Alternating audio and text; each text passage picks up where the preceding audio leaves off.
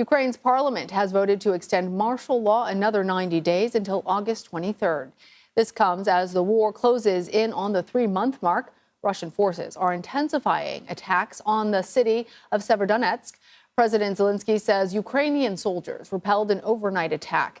This city is considered key to controlling the Luhansk region. And in the city of Lozova in Kharkiv province, a Russian missile strike damaged more than 1,000 apartments and 11 educational institutions. Meanwhile, Mr. Zelensky maintains the end of the war will come through diplomacy. He said on Ukrainian TV, quote, "Victory will be difficult, it will be bloody in battle, but its end will be in diplomacy." He also called the situation in Donbas extremely difficult. He accused Russia of blocking 22 million tons of food and warned of an impending crisis. On the Russian side, the Kremlin is banning more than 90 Americans from the country in retaliation for Western sanctions. The list includes President Biden and many other U.S. officials, along with actor Morgan Freeman and, inexplicably, the late Senator John McCain.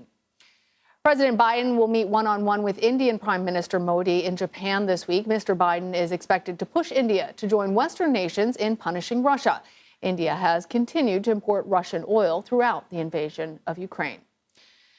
Joining me now from Kharkiv is CBS News foreign correspondent Debora Patta. Debora, always good to see you. So Russian forces have been pushed back from the city of Kharkiv, but is there still fighting there? What's happening on the ground? There is indeed. In fact, diplomacy is the last thing on anybody's mind in Kharkiv. We spent some time talking to Ukrainian soldiers who've been part of this battle, a very ferocious battle to push the Russian troops back towards the border that they came from.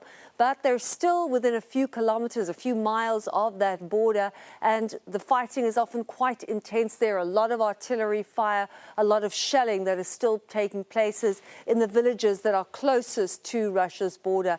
Kharkiv is the place that is, out of the whole of Ukraine, really, that is the closest to the border with Russia and was a key route for Russia. Vladimir Putin had set his sights on taking the second largest city in Ukraine so that he could use it as a supply route to bring in troops, to bring in supplies for troops that are heading down towards the battle around and in the east. But that fighting is not as intense as it was perhaps a few weeks ago. However, for people living in this area who live close to it, it's still very frightening indeed. The soldiers that we spoke to, however, said their morale is high. Obviously, it was boosted by being able to push those troops back a little bit. And in fact, one commander said to us that they're here because they're fighting with their hearts. Remember, a lot of them are ordinary civilians, volunteers who joined the fight. They are doctors, dentists, surgeons, teachers. We met a history teacher today turned soldier. And they say that they're fighting to defend their country.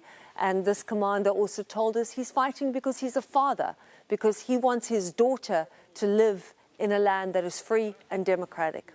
Debora, speaking of civilians, what about people who aren't fighting? With Russian forces being pushed back, are you seeing people coming home?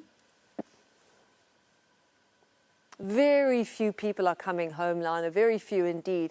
And when you see the kind of devastation, you understand why. Firstly, so many homes have been destroyed. We met people today who had returned to their apartments for the first time and went inside to have a look at what is essentially a shell. The entire apartment block has been obliterated inside. There's just an empty shell on the outside. We met a man who said, you know, this is my home. This is what's left of it. And all that was left were 2 cups that somehow had escaped the shelling on the balcony of his apartment. Another woman came sobbing out of her apartment. She had a few meager possessions that she'd managed to salvage in the ruins. Her entire life, she said, had been obliterated there in an instant. Everything had changed for her. She had managed to bring a few measly possessions and a family portrait of her son and granddaughter, and that was about it. So it is very, very rough for residents here. Many of them still in refugee centers, or if they have been able to find accommodation with other family members further away. But what they're coming back to is decimation.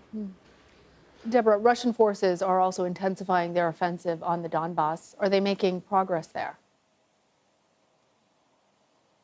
It's a grinding war, this. And there's little incremental changes in the progress that they're making on both sides, really. But essentially, this still remains a stalemate. But that doesn't mean that the Russian forces are letting up. They are pounding Donbas, and in Luhansk, in Severodonetsk, there has been some relentless shelling in that area. Today, being Sunday, saw people having to go to Sunday Mass in a basement, and even the church is not sacred.